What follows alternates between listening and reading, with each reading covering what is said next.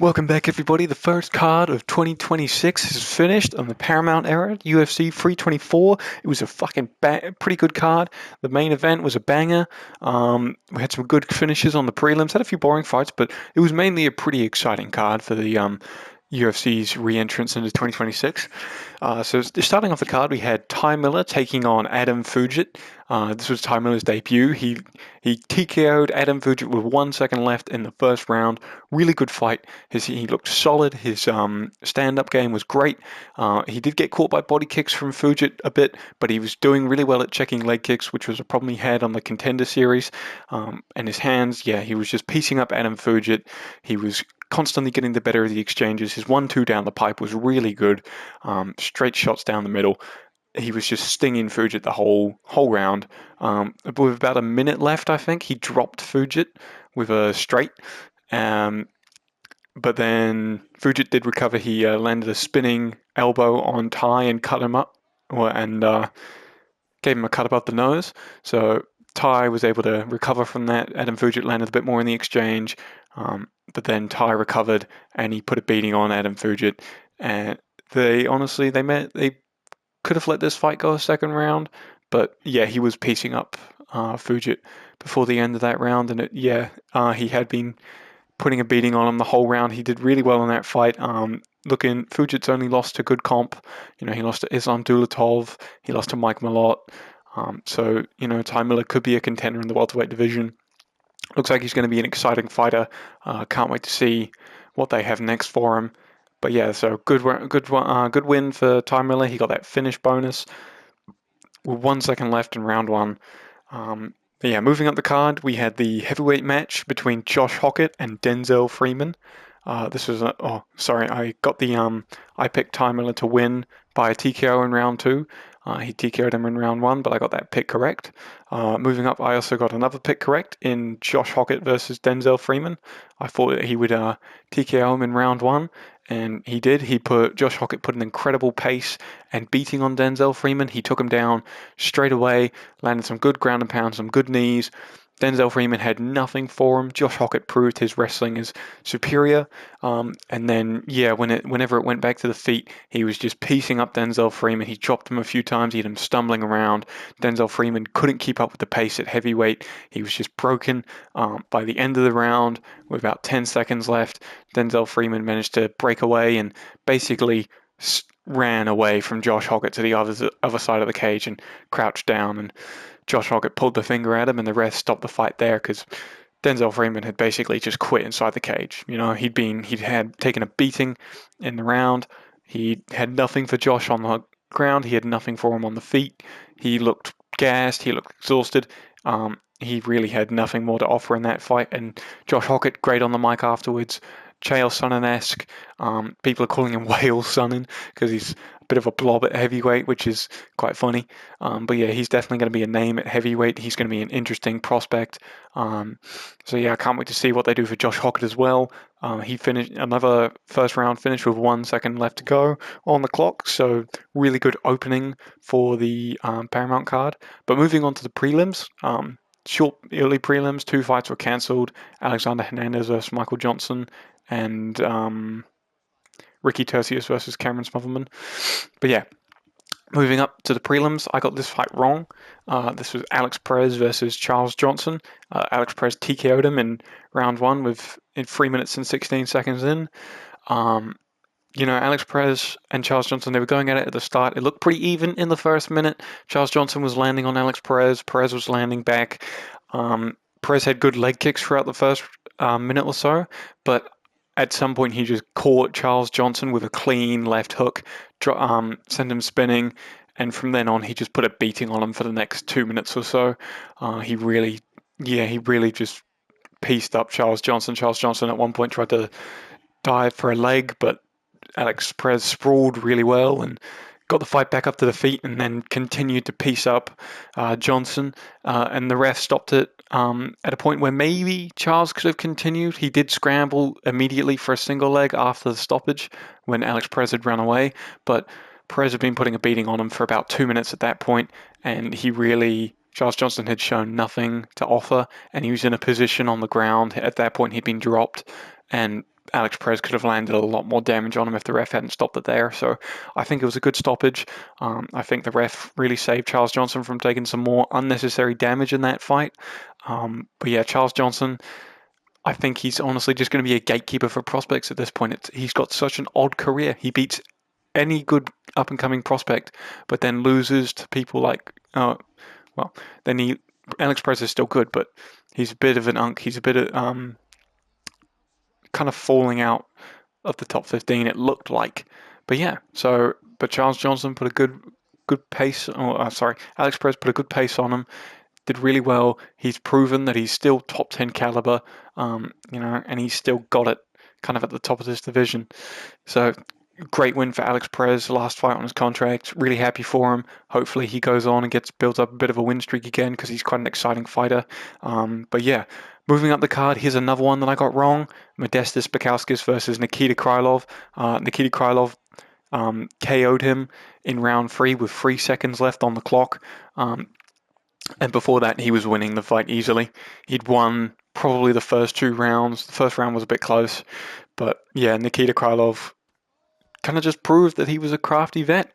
Modestas really never got out of first gear. He was kind of just stuck in first gear the whole fight. And Nikita Krylov, yeah, he's a tricky fighter to figure out. And Modestas just was unable to do that. Yeah, Nikita cracked him in the third with about a minute left. And then he dropped him with about 20 seconds left. And then, yeah, followed up with ground and pound and finished him. It was, really well done from him. Modestas really just never had anything for Krylov. Krylov would always come off better in the exchanges. Modestas looked like he was going to try and catch Krylov, but he was just never really able to catch him with a counter. So sad for Modestas. That Ion Cutelaba fight was a bit of a red flag, sad to say, and it doesn't look like he might be in that top 15 level. I don't think they're going to get rid of Alonzo Menifield from the rankings and put Modestas in there. I think he's probably going to have to win another couple before they give him a top 15 fight again. He was on a 4-fight win streak. He was doing quite well in the division.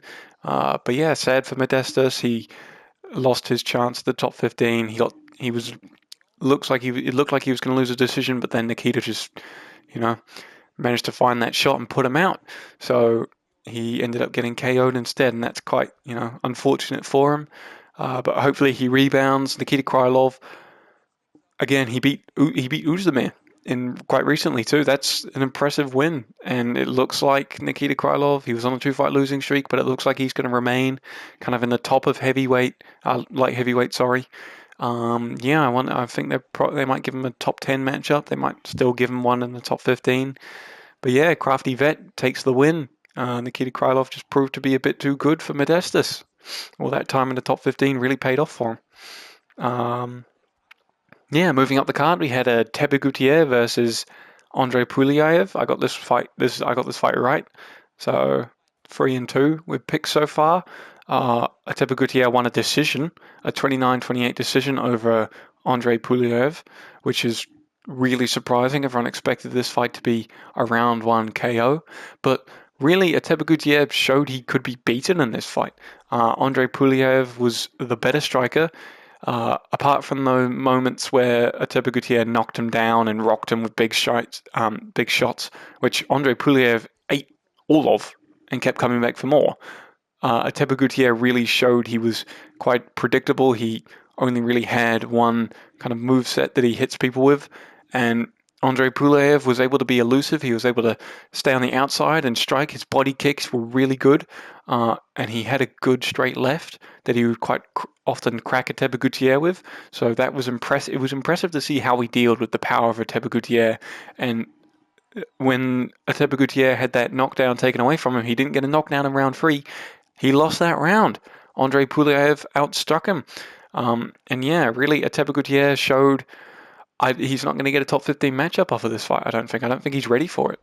I think they're probably going to put him up against another prospect in the welterweight division. They might. Honestly, I think Bo Nickel could take that fight. I think he could see himself winning that fight. That could be a great fight. Two prospects at welterweight.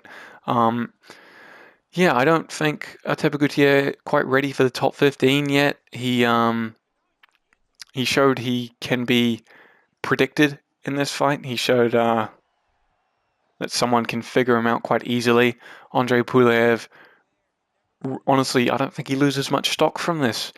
He has a great chin, great technical striking, and apart from the moments where he got knocked down, he really didn't have much adversity in his fight, honestly. He was doing really well against Tepe Gutierrez, and if he hadn't gotten knocked down in the second round, he could have won the 29-28 decision, you know? So yeah, impressive for Andre Pulev. Still good for Tepe Gutierrez. He showed he's got different power at welterweight, but yeah, he really needs to work on his game. He needs to become a bit more dynamic in his striking if he wants to succeed at the top of the welterweight division. So this was a bit of a, we learned quite a bit about Tepe Gutierrez in this fight. We also learned that he can go 3 rounds. He didn't really look gassed, wasn't the highest output of fights, but it's good that he can go 3 rounds. Without gassing out. That's really good for such a powerful striker like him. So yeah, we did that. I don't think Ateba loses stock over this. He's no longer such a terror in the division. I think people might actually be wanting to take matchups with him, like good wrestlers who think they can shoot on him and keep rangy if they're unable to get the takedowns.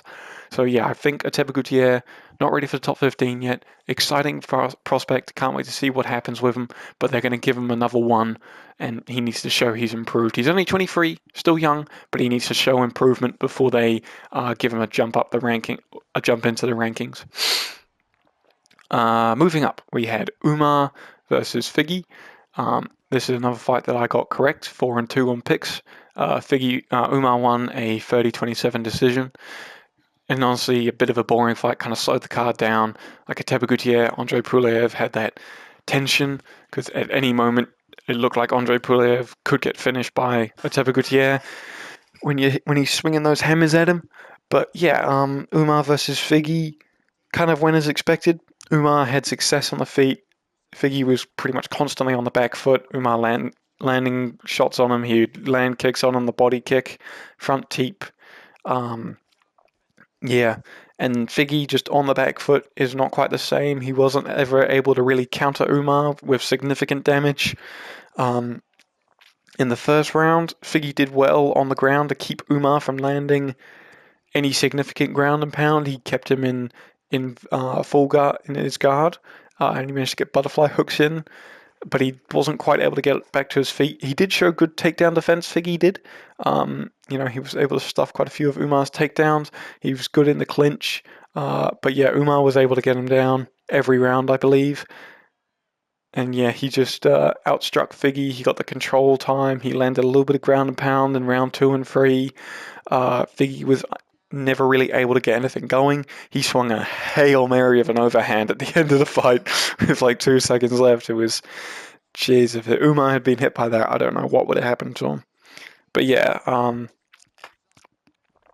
easy 30-27 decision for Umar. Not an exciting fight, really. Didn't prove too much. Figgy's not quite the same.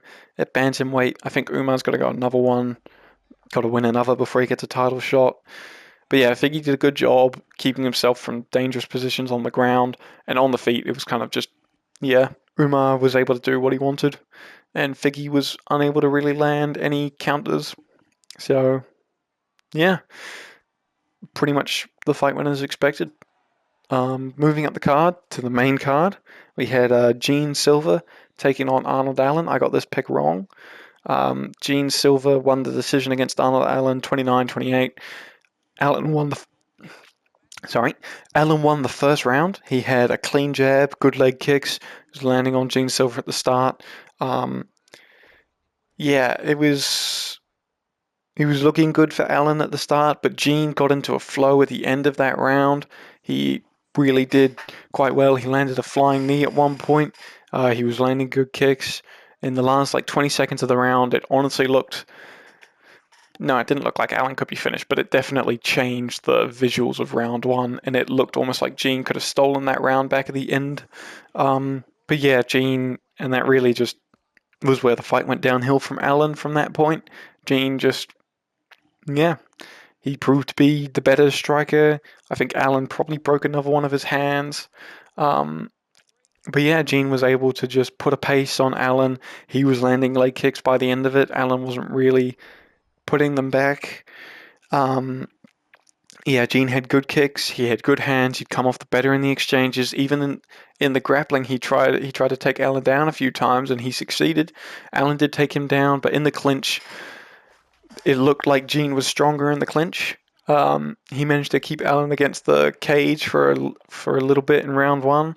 Allen held him against the cage for a little bit as well in round two. But yeah, it looked like, oh, sorry, in round two, Gene kept him against the cage. In round three, Allen was able to hold him against the cage. But yeah, really, Gene just proved that his striking is on another level.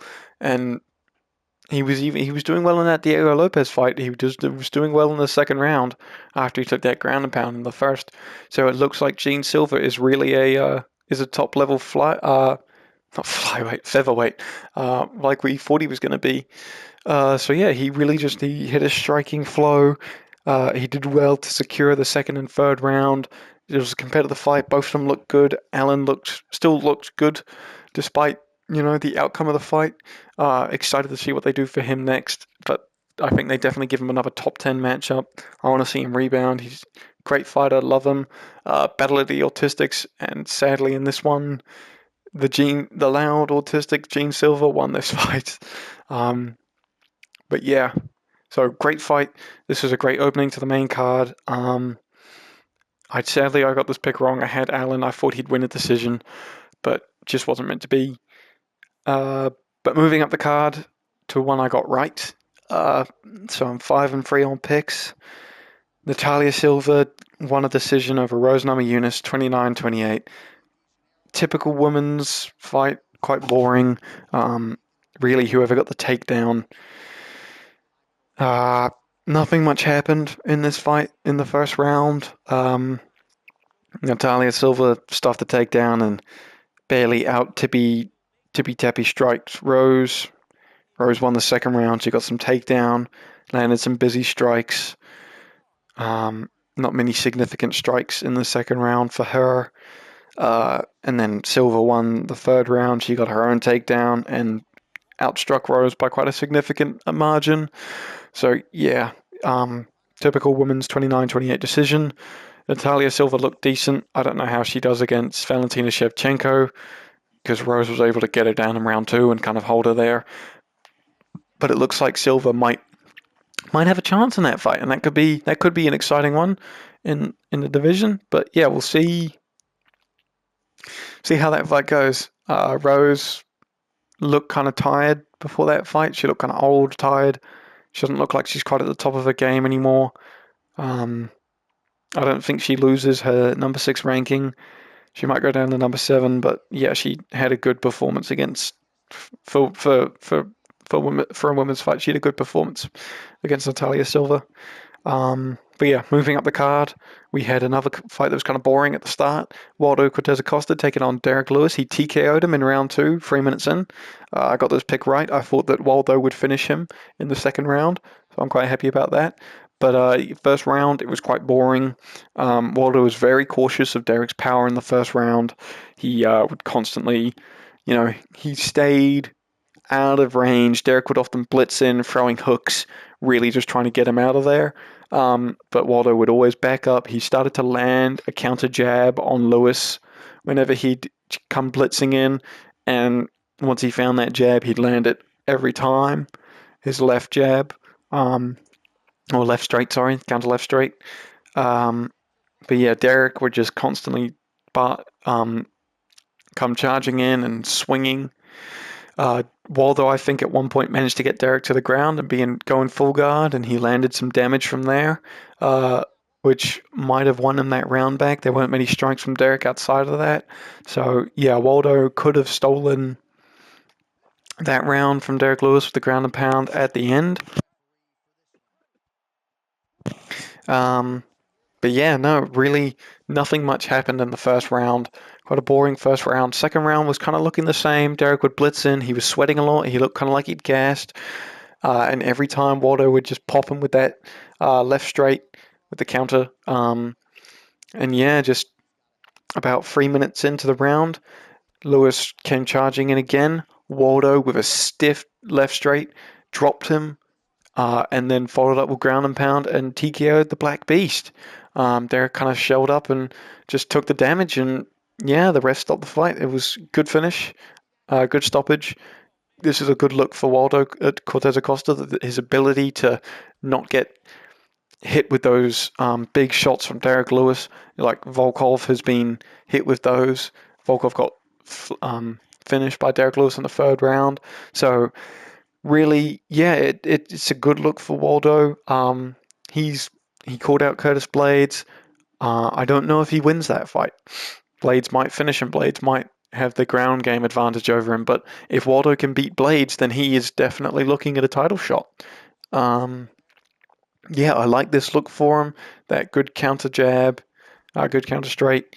I think if he did go against Pavlovich, he could win that fight in the rematch. But yeah, Waldo definitely proved top 5 heavyweight. If he wins one more, he's definitely fighting for the title. Derek Lewis looks like he's going to be a gatekeeper in heavyweight at this point.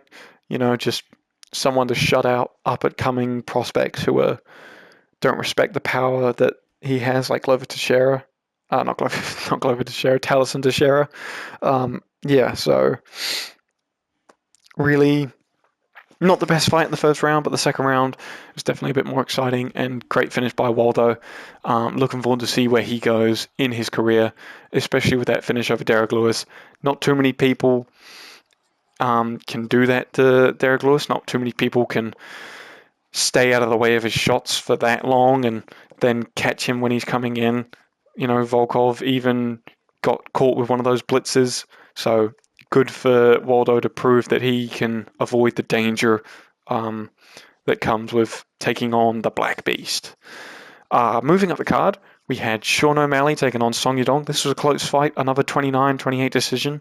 I don't think Sean O'Malley won this fight. I picked him to win. I thought he'd get a decision or a third round TKO maybe. But yeah, Sean O'Malley, he looked good. He looked smooth. He had good movement. He made Song whiff a lot of his shots. Song wasn't really able to land much clean on O'Malley. And really, that's how he won this fight. O'Malley unable to really land anything, I would say.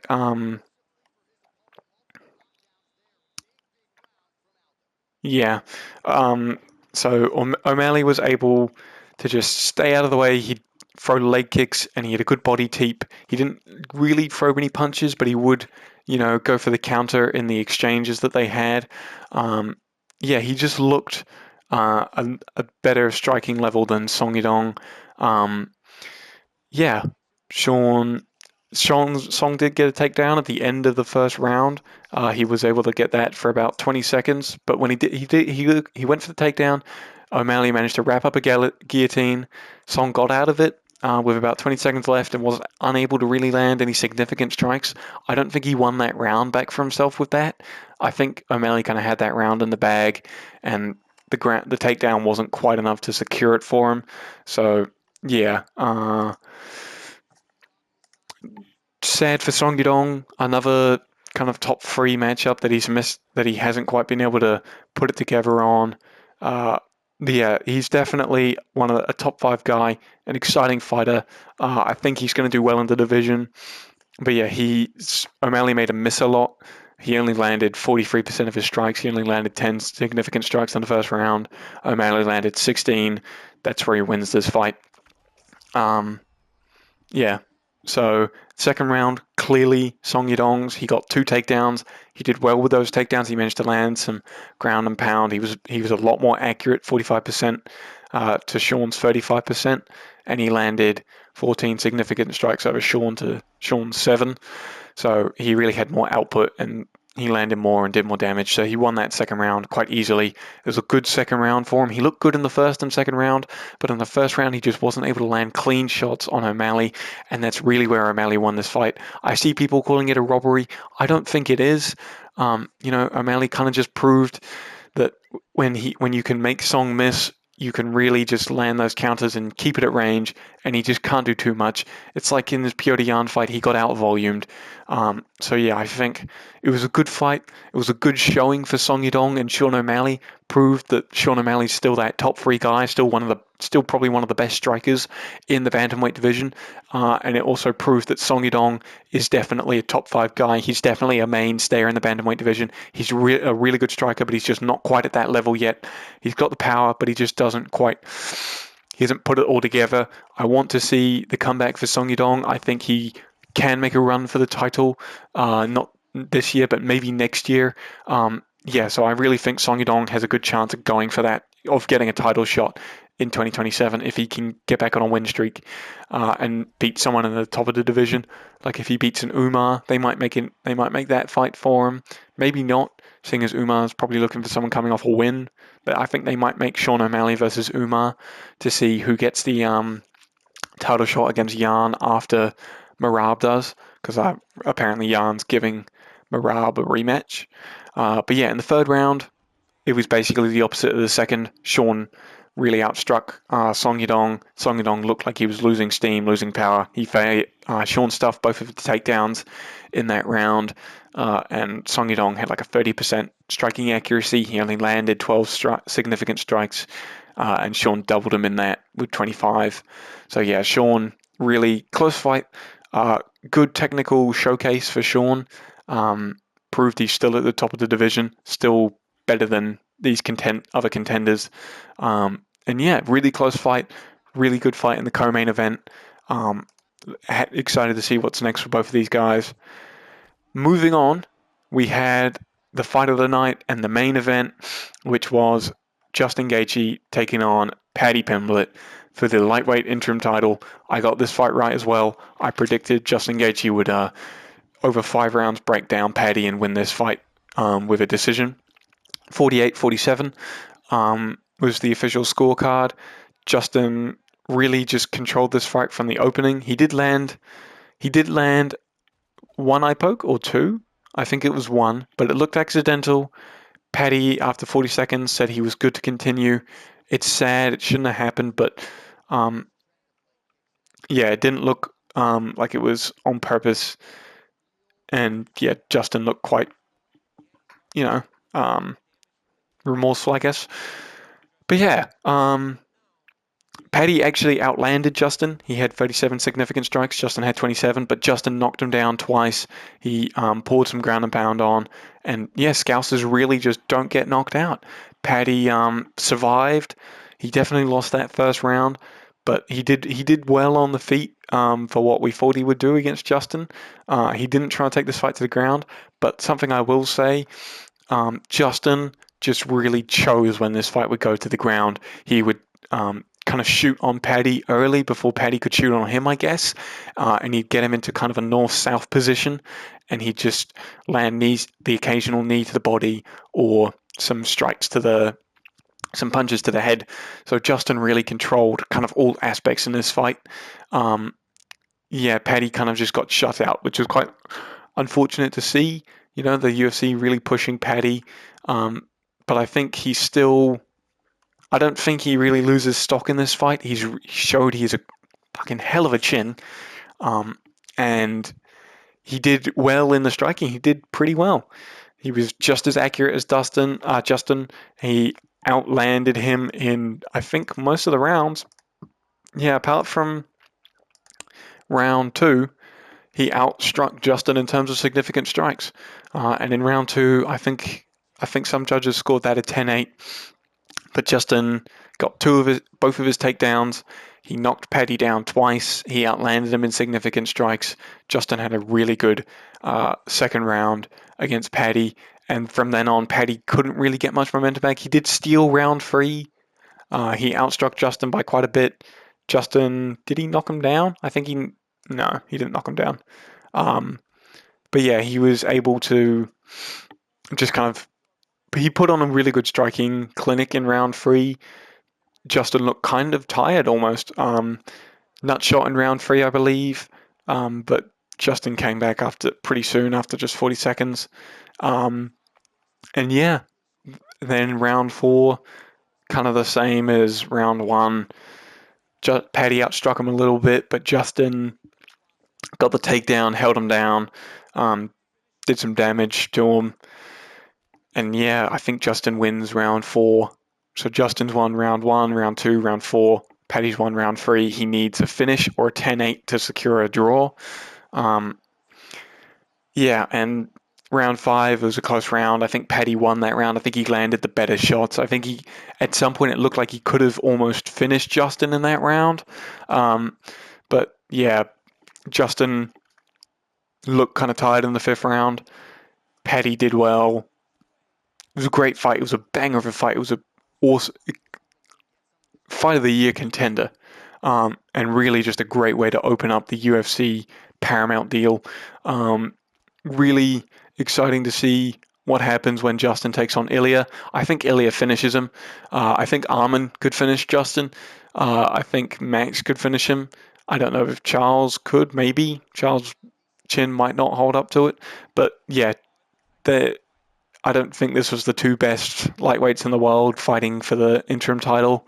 But yeah, this is whatever fight Justin's in next is bound to be exciting. Paddy showed he has a great chin. He's got good, decent striking. I didn't like that Justin was able to get takedowns on him. I didn't like that he was able to kind of hold him on the ground. So yeah, I don't know what fight they make for Paddy next. I know they want him to get back in that title picture. He has beef with Dan Hooker. Dan Hooker's number 7 ranked at the moment, I think. So Paddy could always take on Dan Hooker. I think he could win that fight. With the chin he showed, I don't think he has too much to worry about for Dan. From Dan, I think he could take Dan to the ground. I think he could honestly do what Arman did to Dan if they match them up. So yeah, I think Paddy Pimblett looking for a recovery fight lower down the rankings definitely. Kind of proved kind of showed that he's not quite in that top 5 spot yet. He's not quite one of the greats of lightweight, but still banger of a fight. Really, really good fight of the year contender. Exhilarating to watch. I was always, God, that fight. I'd be nervous for Justin in that 5th round. I was really worried. And in that 3rd round, when Paddy started to turn the tides, I was like, no, can't believe Justin might throw this away. But yeah, really good fight. Paddy definitely showed he's not just hyped up by the UFC. He definitely showed he has ability and potential in the lightweight division. So this is going to be, he's going to have a good career, I think, in lightweight. He's definitely going to be a top contender there. But yeah, this was great opening to UFC Paramount era. Great opening for the start of the year. And yeah, can't wait. Can't wait for the next UFC event. But let me know what you thought. I went 8-3 on picks this card, so that was good. But let me know what you think. Drop a comment, drop a like, and subscribe.